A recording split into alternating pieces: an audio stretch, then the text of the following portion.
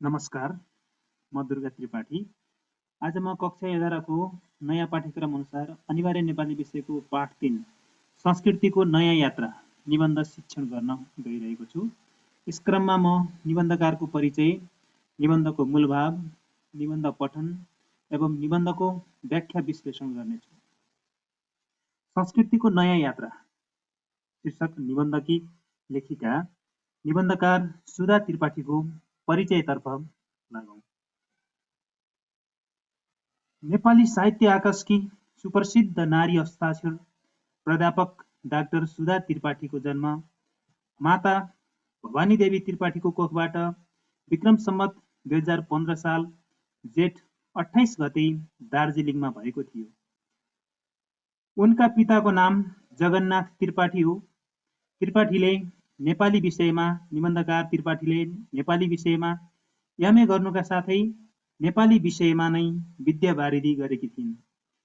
उनले नेपाली केन्द्रीय विभाग त्रिभुवन विश्वविद्यालय कीर्तिपुरमा नेपाली विषयको प्राध्यापकका रूपमा लामो समय प्राध्यापन गरेकी थिइन्। उनी नेपाल राजकीय प्रज्ञा प्रतिष्ठानकी उपकुलपति हुनुका साथै त्रिभुवन विश्वविद्यालयको शिक्षाध्यक्षको रूपमा सेवारत छिन्। नेपाली साहित्यको कथा, निबन्ध, नाटक, समालोचनाका क्षेत्रमा निबन्धकार सुधा त्रिपाठीको महत्त्वपूर्ण योगदान छ। यसका साथै निबन्धकार सुधा त्रिपाठीले पाठ्यपुस्तक लेखन कार्यमा समेत सशक्त योगदान पुर्याएकी छन्। त्यसैगरी विक्रम सम्वत 2034 सालमा प्रज्ञा पत्रिकामा मेरो व्याथाको गीत प्रकाशन गरी साहित्य क्षेत्रमा उदाएकी थिइन् सुधा त्रिपाठी। उनका प्रमुख कृतिहरूमा निबन्ध सङ्ग्रहहरूमा बादल, धरती र आस्थाहरू, जीवन र स्वप्नाभास, ताई, सुट र सुँगुर, अमर सिर्जना, चेलीबेटीका बेग्लै कुरा, यस्तै भाग्य कथा अनि विश्वासका गुजुल्टाहरू एकाङ्की सङ्ग्रह प्रकाशित भएका छन्। समालोचनाको क्षेत्रमा दृष्टि चौतारी, नेपाली उपन्यासमा नारीवाद, नारीवादको कठघरामा नेपाली साहित्य, नारीवादी सौन्दर्य चिन्तन, चेलीबेटीका बेग्लै कुरा जस्ता कृतिहरू प्रकाशित छन्। उनले प्रमुख पुरस्कारका रूपमा विशेष गरी पारिजात सृजनशील पुरस्कार र युद्ध प्रसाद मिश्र पुरस्कार प्राप्त गरेकी छन्। पुरस्कारद्वारा उनी सम्मानित भएकी छन्। साहित्यिक प्रवृत्तिहरूमा सुधा त्रिपाठीका साहित्यिक प्रवृत्तिहरूमा उनी नारीवादी लेखिका हुन्। सुधारवादी एवं प्रगतिवादी चेतना भएकी साहित्यकारका रूपमा चिनिन्छन्। राष्ट्रिय चिन्तन एवं देशभक्ति भावना उनका कविताहरू, निबन्धहरूमा, उनका लेख रचनाहरूमा प्रशस्त मात्रामा पाइन्छ। सामाजिक विभेद एवं असमानताको विरोधीका रूपमा चिनिन्छन्। उनी न्याय र समानताको पक्षधरका रूपमा उनी चिनिन्छन्। निबन्धकार सुधा त्रिपाठीको परिचयपछि अब हामी संस्कृतिको नयाँ यात्रा निबन्धको मुख्य विषयवस्तुतर्फ लागौं। यस निबन्धको मुख्य विषयवस्तु के हो त? निबन्धकार सुधा त्रिपाठीद्वारा संरचित संस्कृतिको नयाँ यात्रा शीर्षक निबन्ध आत्मपरक शैलीमा लेखिएको विचार प्रधान निबन्ध हो। यस निबन्धमा निबन्धकारले बाल्यकालमा मनाएको दशैं र त्यसले लेखकीय मनमा पारेको प्रभाव अनि जीवन यात्रामा बहुजातीय बहुभाषिक नेपाली समाजका विविधतामय संस्कृतिले पारेको प्रभाव एवं संस्कृतिभित्र रहेका विकृति विसङ्गतिका साथै सांस्कृतिक विभेद तथा सांस्कृतिक विचलनहरूको चिरफार गरेकी छिन्। नेपाली संस्कृति सबै जात जाति भाषाभाषी लिङ्ग वर्ग एवं सम्प्रदायको साझा संस्कृति हो। सांस्कृतिक रूपमा वर्गीय जातीय लैङ्गिक धार्मिक विभेद एवं असमान व्यवहार गर्नु हुँदैन। संस्कृतिको रूपमा जरा गाडेका कुरीति कुसंस्कार रूढिवादी अन्धविश्वासी परम्परा कुप्रथा एवं उत्पीडनहरूको अन्त्य गरी न्यायपूर्ण साझा सुन्दर संस्कृतिको निर्माणबाट नै विभेद मुक्त न्याय र समतामूलक नयाँ समाज नयाँ संसार निर्माण हुन्छ। सांस्कृतिक मेलबाट नै राष्ट्रिय एकता र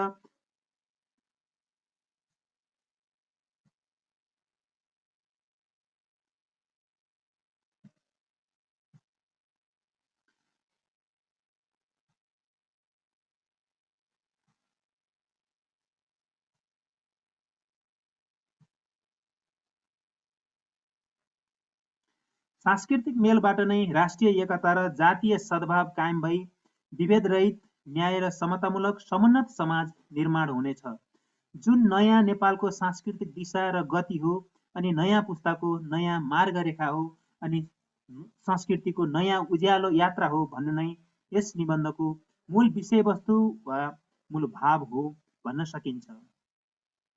लागौं अब संस्कृतिको नयाँ यात्रा निबन्धको पठनतर्फ।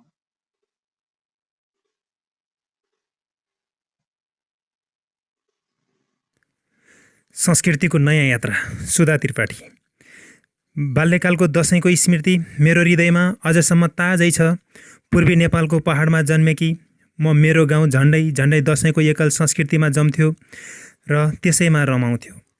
एक वर्षको दशैं सकिएको 4-5 महिनापछि म अर्को पटकको दशैं कहिले आउला भन्ने जिज्ञासामा हुन्थेँ।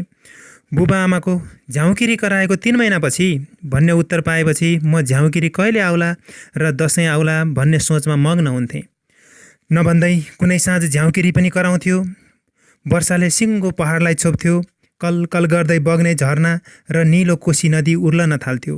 बिस्तारै यो सेलाउँथ्यो र लेखनाथ पौडेलले भने झैँ झरी बाढी र हिलो पनि हट्दै गएर शारदीय शोभामा रमाएको धरतीमा दशैं आउँथ्यो। पुर्खाले बनाएको यो प्राकृतिक र सांस्कृतिक समन्वय मलाई अति प्रिय लाग्थ्यो। बाल्यकालको यो मेरो दशैं लुगा, पिङ, मिठो खाना, केरा, कुराउनी, सेलरोटी, मासु चिउरा र अन्य परिकार र दक्षिणा समेत बोकेर आउँथ्यो। वास्तवमा एउटी बालिकाका रूपमा यो मेरो बाल्य यात्राको सुखद प्राप्ति थियो। दशैं र दशैंपछि आउने तिहार मेरा खुसी थिए। यी खुसी मेरा जीवन कला र शैलीसँग जोडिएका थिए। जब म यो नै मेरो संस्कृति हो भनेर बुझ्न थालेँ, त्यस बेलासम्म र अझै पनि यी पर्व मेरा जीवन र मनोविज्ञानमा सदैव रहिरहेकै छन्। जीवन एउटा प्रवाहशील नदी हो। यो सामुद्रिक नाविकहरूको यात्रा जस्तै हो, जसलाई हामी निरन्तर दौडाइरहेका हुँदा रहेछौँ। यो मनुष्यको यस्तो गतिशील यात्रा रहेछ, जसलाई हामी भोग्ने, बुझ्ने, सम्झने र विचार गर्ने गर्दा रहेछौँ। यही यात्राकै सिलसिलामा म दुर्गम भनिएको पहाड छाडेर काठमाडौँ पुगेँ। म प्रकृतिको काखमा रमाउने मान्छे। केही समय त सहरमा घुलमिल हुन पनि कठिन भयो। बिस्तारै सहरका गल्ली कोलाहल र भिडभाडसँग परिचित हुन थालेँ। काठमाडौँको एउटा कन्या विद्यालयमा भर्ना भएर पढ्न थालेपछि मलाई थाहा भयो नेपाल त व्यापक रहेछ। यही व्यापकतामा मैले त्यहाँ मेरा तामाङ, गुरुङ, मगर, लिम्बू, राई, झा, यादव, नेवार आदि साथीहरू पाएँ। त्यहाँका हामी कोही शरदको दशैं मनाउँथ्यौँ, तर कोही भने अर्कै समय र अर्कै दिनलाई दशैं मनाउँथे। कोही बुद्ध पूर्णिमाको कुरा गर्थे, कोही उँभौलीको कथा सुनाउँथे, कोही क्रिसमसको गीत गाउँथे, कोही लोसारलाई आफ्नो मूल चाडका रूपमा मनाएको कुरा गर्थे, कोही माघीको परिकार बताउँथे र कोही देउडाको भाका गाउँथे। त्यसपछि म सिङ्गो नेपाल चिन्न सक्ने भएँ र म महाकाली र मेचीको सिङ्गो परिवेशमा नव संस्कृतिको अनुभव गर्न थालेँ। भिन्न धर्म, भिन्न संस्कृति, भिन्न पहिरन, भिन्न पहिचान, मलाई बल्ल थाहा भयो नेपाली जीवन त यी विविधता र विभिन्नताको सुन्दर साङ्लो पो रहेछ। नेपाल त मेचीदेखि महाकाली र उत्तर हिमालदेखि दक्षिण तराई मधेससम्मको उदात्त चेतना र भावमा फैलिएको रहेछ।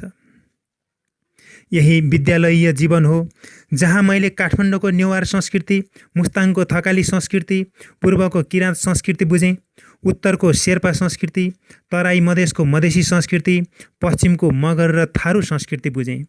दार्चुला, कर्णाली हुँदै काठमाडौँ उपत्यकाको कञ्चनजङ्घाको काखसम्मको संस्कृति र कलासँग परिचित हुने अवसर प्राप्त गरेँ। नेपालको लामो इतिहास र सभ्यताले निर्माण गरेका यी साझा संस्कृति मेरै संस्कृति थिए, मेरै देशका सम्पत्ति थिए र मेरा ती सबै मित्रहरू एकै फुलबारीका साझा फुलहरू थिए। म पनि त्यही फुलबारीकी एउटा बिरुवा थिएँ र साझा बनेर फुल्ने र फक्रने तर्खरमा थिएँ। मनुष्य जीवनको सार्थकता भन्नु नै चेतना हो।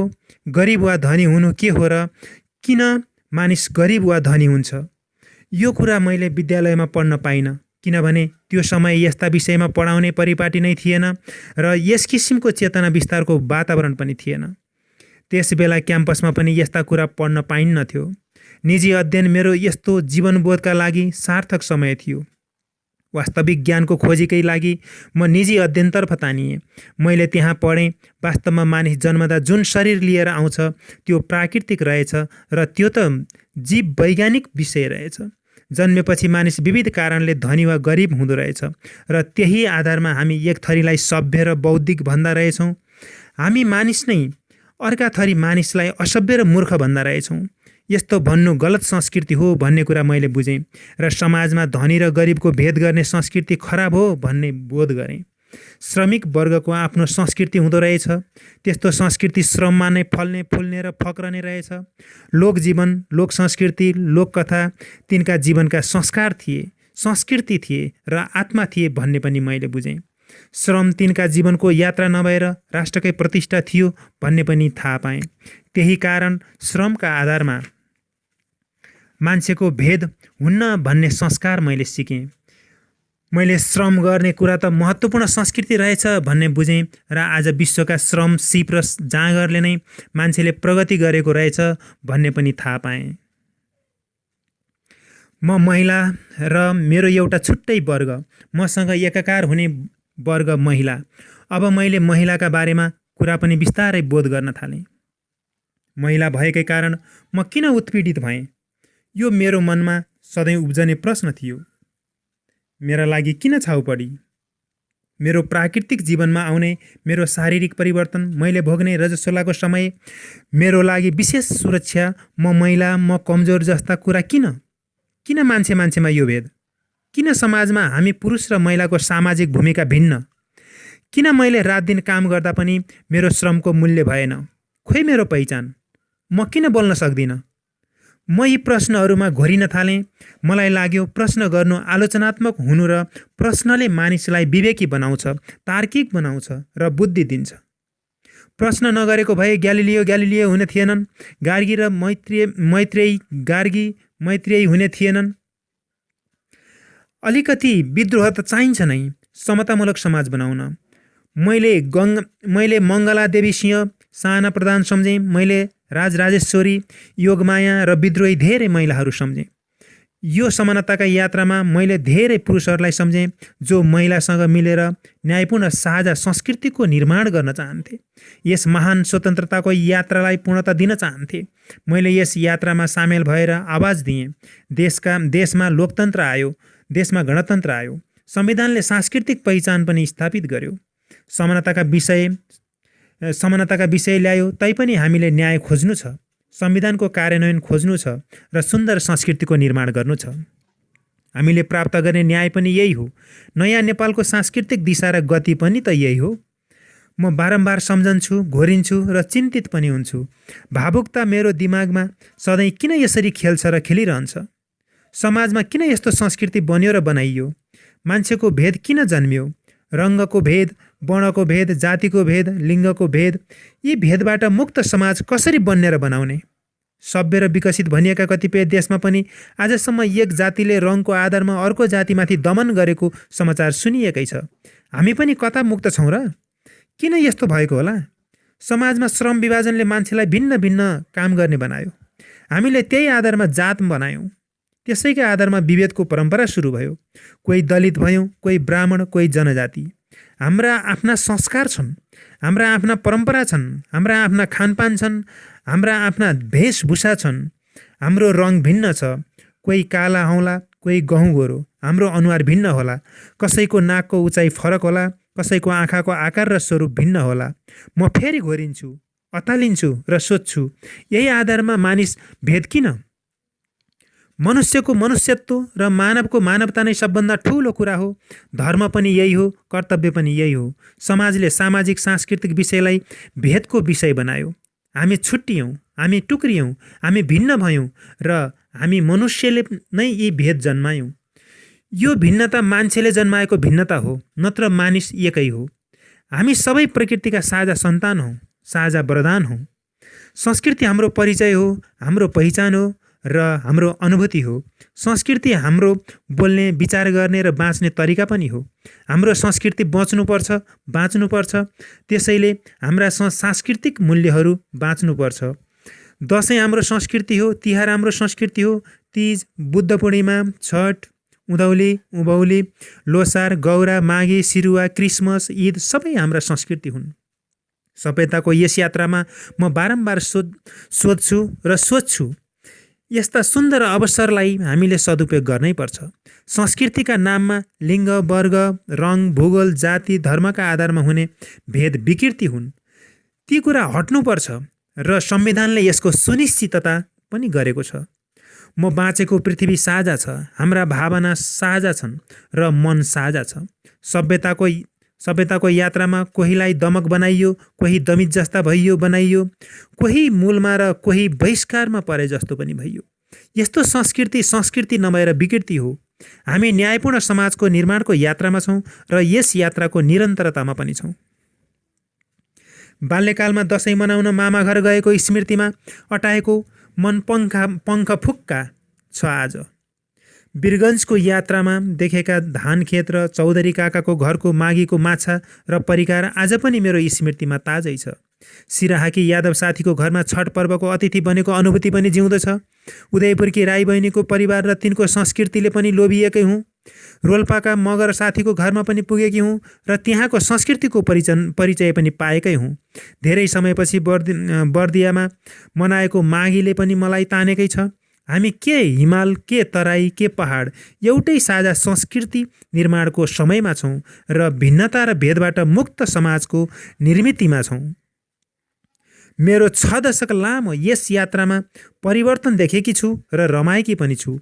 यति भएर पनि म अझै सन्तुष्ट छैन। नयाँ समाज, नयाँ संसारको खोज मेरो जीवन यात्रा हो।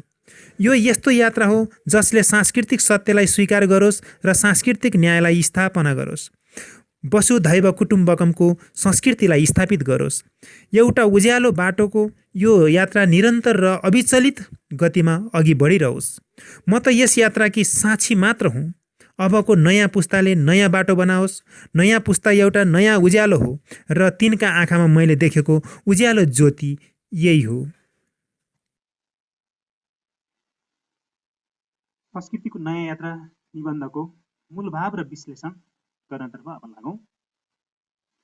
निबन्धकार सुधा त्रिपाठीद्वारा संरचित संस्कृतिको नयाँ यात्रा शीर्षक निबन्ध आत्मपरक शैलीमा लेखिएको विचार प्रधान निबन्ध हो। यस निबन्धमा निबन्धकारले सांस्कृतिक सुधारको चाहना प्रकट गरेकी छिन्।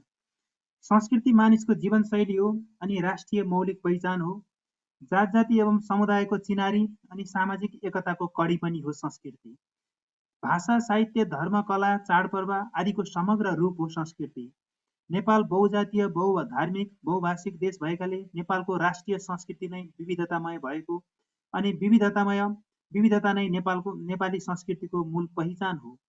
नेपालीहरूको मौलिक पहिचान दिने नेपाली संस्कृतिभित्र रहेको विकृति, विसङ्गति, कुरीति, कुसंस्कार, रूढिवादी, अन्धविश्वासी परम्परा, कुप्रथा एवं विभेद, असमानता, उत्पीडनको अन्त्य गरी न्यायपूर्ण साझा सुन्दर संस्कृतिको निर्माण गरी एउटै साझा संस्कृतिबाट नै विभेद रहित, न्याय र समतामूलक नयाँ समाज निर्माण हुने, सांस्कृतिक मेलबाट नै राष्ट्रिय एकता एवं जातीय सद्भाव कायम भई समुन्नत समाज निर्माण हुने, जुन नयाँ नेपालको सांस्कृतिक दिशा र गति हो अनि नयाँ पुस्ताको नयाँ मार्गरेखा हो, नयाँ उज्यालो हो भन्ने भाव यस निबन्धमा व्यक्त भएको छ।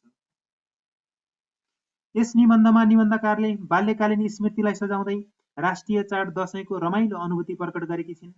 दशैं र तिहार आफ्ना संस्कृति भनेर बुझ्न थालेपछि उनको जीवन र मनोविज्ञानमा रहिरहेको देखिन्छ। जीवन यात्राको क्रममा अध्ययनको सिलसिलामा काठमाडौँमा पुगेपछि विभिन्न जातीय समुदायका साथीहरूबाट आफूले दशैं मनाए झैं साथीहरूले मनाउने बुद्ध पूर्णिमा, उँधौली, उँभौली, क्रिसमस, लोसार, माघी, देउडा आदिको बारेमा बताएपछि नेपाली जीवनको विविधता र विभिन्नताको सुन्दरता थाहा पाएकी छिन्। मेचीदेखि काली र हिमालदेखि तराई मधेसमा बस्ने नेवार, थकाली, किराँत, शेर्पा, मगर, थारू आदिको कला र संस्कृतिसँग परिचित हुने अवसर पाउँदा नेपाली संस्कृति, साझा संस्कृति र सबै नेपालीहरू फुलबारीका फूल अनुभूत गरेकी छन्। निबन्धकारले विद्यालयीय शिक्षामा समाजमा व्याप्त वर्गीय विभेद विरुद्धको चेतना जगाउने शिक्षाको कमी महसुस गरेकी त्रिपाठीले सो अध्ययन मार्फत चेतनाको अभावका कारण समाजमा वर्गीय विभेदले जरा गाडेको बोध गरेकी छिन्। जन्मदा प्राकृतिक रूपमा सबै मानिस समान भए तापनि धनी वा गरिब, सभ्य र बौद्धिक अनि असभ्य र मूर्ख भनी गरिने विभेद गलत एवं खराब संस्कृति हो। महिलालाई उनीहरूको प्राकृतिक र शारीरिक परिवर्तनलाई आधार बनाएर पुरुष र महिला बीचमा गरिने सामाजिक असमानता हटाई समतामूलक समाज बनाउन नारी र पुरुष सहकार्य गरी न्यायपूर्ण साझा संस्कृति निर्माण गर्नुपर्ने, समतामूलक समाज निर्माणका लागि विद्रोह समेत गर्नुपर्ने अनि संस्कृतिलाई नयाँ गति र दिशा दिनुपर्ने विचार यस निबन्धमा निबन्धकारले प्रकट गरेकी छिन्। समाजमा श्रमका आधारमा मानिसलाई विभाजन गरेर जातीय हवाला दिइयो अनि जातीय आधारमा समाजमा विभेदको परम्परा सुरु भयो। जुन संस्कार हो मानिसमा धर्म, रङ, वर्ण, भूगोल, जाति, लिङ्गका आधारमा विभेद गरिने संस्कृति नभएर विकृति हो। यसलाई हटाउनुपर्छ। संविधानले यसलाई सुनिश्चित गरेको छ। संविधानले स्थापित गरेका सांस्कृतिक पहिचानलाई कार्यान्वयन गरी संस्कृतिलाई नयाँ गति र दिशा दिनुपर्छ। सबै प्रकृतिका सन्तान हुन्। सामाजिक विभेदको संस्कारलाई हटाई नयाँ संस्कृति, सबैको साझा संस्कृति बनाउनुपर्छ। सबैले वसुधैव कुटुम्बकम भन्ने मान्यतालाई आत्मसात गरी विश्व नै एउटा परिवार हो र हामी सबै एउटै परिवारका सदस्य हौं भन्ने मान्यतालाई मनन गर्नुपर्छ। निबन्धकारले हिमाल पहाड र मधेस अनि पूर्व मेचीदेखि पश्चिम महाकालीसम्म सबैको संस्कृति अनुभूत गरेकी छिन्। हाम्रा संस्कृतिहरू बाँच्नुपर्छ, बचाउनुपर्छ, जुन हाम्रा मौलिक पहिचान हुन्। तर संस्कृतिका नाममा रहेका धर्म, लिङ्ग, वर्ग, रङ, भूगोल, जाति आदिका आधारमा हुने विभेद हटाउनुपर्छ। एउटै साझा संस्कृतिको निर्माण गर्नुपर्छ। भिन्नता र भेदबाट मुक्त न्याय र समतामूलक समाज निर्माण गर्नुपर्छ। सुसंस्कृत समाज निर्माण गर्नुपर्छ। सांस्कृतिक मेलबाट नै राष्ट्रिय एकता एवं जातीय सद्भाव कायम भई समुन्नत समाज निर्माण हुनेछ, जुन नयाँ नेपालको सांस्कृतिक दिशा र गति हो। नयाँ पुस्ताको नयाँ मार्गरेखा हो अनि एउटा नयाँ उज्यालो संस्कृतिको नयाँ यात्रा हो भन्ने मूल भाव यस निबन्धमा पाइन्छ। धन्यवाद। भाइ बहिनीहरू, तपाईहरुलाई यो भिडियो के कस्तो लाग्यो? अवश्य पनि यस भिडियोले तपाईहरुको पढाइमा थप सहयोग पुग्नेछ भन्ने मैले अपेक्षा गरेको छु।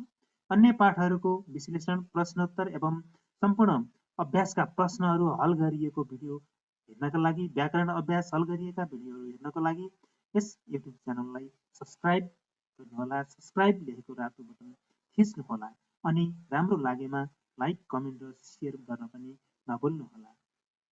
हवस् त, धन्यवाद।